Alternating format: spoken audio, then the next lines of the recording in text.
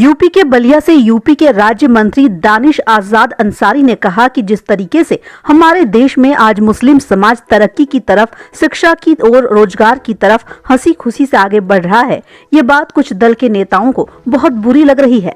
खासतौर पर ऐसे दल के नेता जो अपने आप को मुसलमानों का हितैषी बताते हैं और मुसलमानों को वोट बैंक की तरह। यूपी के बलिया से यूपी के राज्य मंत्री दानिश आजाद अंसारी ने कहा कि जिस तरीके से हमारे देश में आज मुस्लिम समाज तरक्की की ओर, शिक्षा की ओर, रोजगार की ओर हंसी खुशी से आगे बढ़ रहा है, ये बात कुछ दल के नेताओं को बहुत बुरी लग रही है। खास तौर पर ऐसे दल के नेता जो अपने आप को मुसलमानों का हितैषी बताते हैं और मुसलमानों को वोट बैंक की तरह इस्तेमाल करते हैं। चिंता उनकी ज्यादा बढ़ गई है। आज मुसलमान तरक्की कर आगे बढ़ रहा है। बढ़ते मुसलमान की तस्वीर कुछ दलों के नेताओं को पसंद नहीं है। वे हमेशा चाहते हैं कि मुस्लिम समाज विकास से दूर रहे और अशिक्षित रहे, साथ ही इनका वोट बैंक बनकर सीमित रहे। आज मुस्लिम समाज अपना भला बुरा समझ रहा है।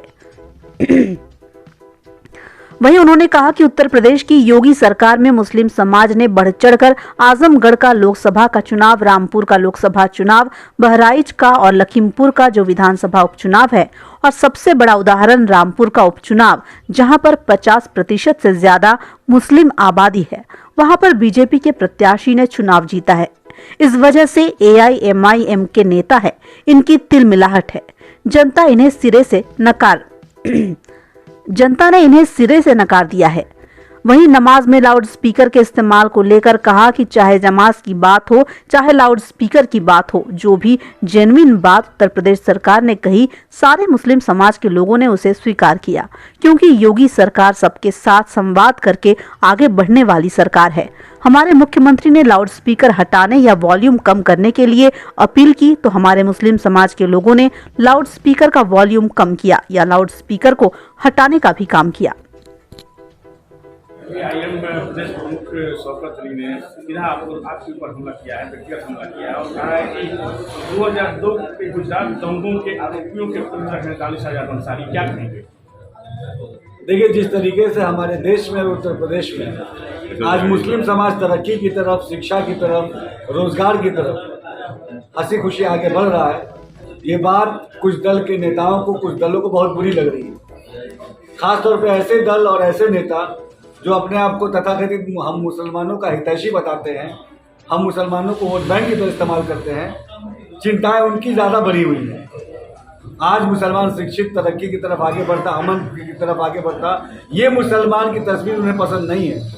वो हमेशा चाहते हैं कि मुस्लिम समाज ये विकास से दूर रहे, अशिक्षित रहे और केवल उनका वोट बैंक बनकर सीमित रहे। लेकिन आज जब मुस्लिम समाज अपना भला बुरा समझते हुए प्रदेश की और देश की तरक्की में सहभागिता कर रहा है, नरेंद्र मोदी जी और उत्तर प्रदेश में योगी आदित्यनाथ जी मुस्लिम समाज के लिए पूरी ईमानदारी से काम कर रहे हैं और मुस्लिम समाज भी अब खुलकर भाजपा के प्रत्याशियों को वोट दे रहा है, तो ये बात उन सबके लिए चिंता का सबब बना हुआ है। और ये उनकी ये जो बयान है वही तिलमिलाहट है। इस बयान से आम मुसलमानों में, आम जनमानस का कोई प्रभाव पड़ने वाला नहीं है।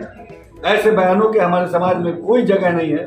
समाज एकजुट होकर भाईचारे के साथ तरक्की की तरफ आगे बढ़ने में विश्वास रखता है और ये तमाम चीज़ें जिस तरीके से उत्तर प्रदेश की योगी सरकार में हमारे मुस्लिम समाज को मिल रही हैं, और मुस्लिम समाज भी बढ़ चढ़ के, आप देखिए, चाहे आजमगढ़ का लोकसभा उपचुनाव हो, रामपुर का लोकसभा उपचुनाव हो, हमारे जो बहराइच का और लखीमपुर का जो विधानसभा का उपचुनाव है, और सबसे बड़ा एक उदाहरण जो रामपुर का जो उपचुनाव हुआ है, जहां 50% से ज्यादा मुस्लिम आबादी है और वहां भाजपा का कैंडिडेट जीता है।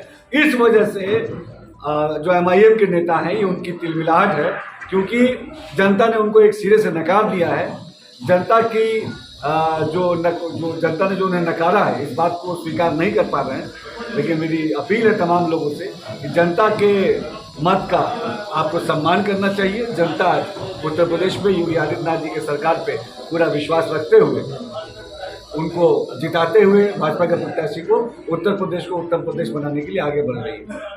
दूसरा सवाल ये है कि देखिए, मुस्लिम समाज आज जागरूक समाज हो गया है और कोई भी नेता मुस्लिम समाज को भड़काने की अगर कोशिश करेगा तो उसके हाथ में विफलता आएगी।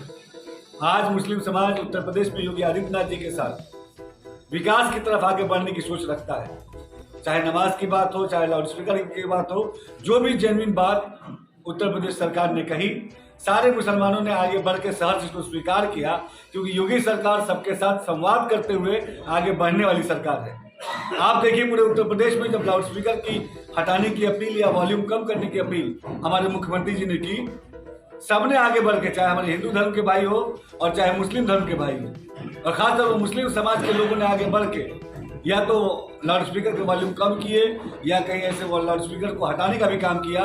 तो आज मुस्लिम समाज जो छवि पेश कर रहा है वो विकास की छवि है, और कोई नेता इस छवि को बिगाड़ नहीं सकता है।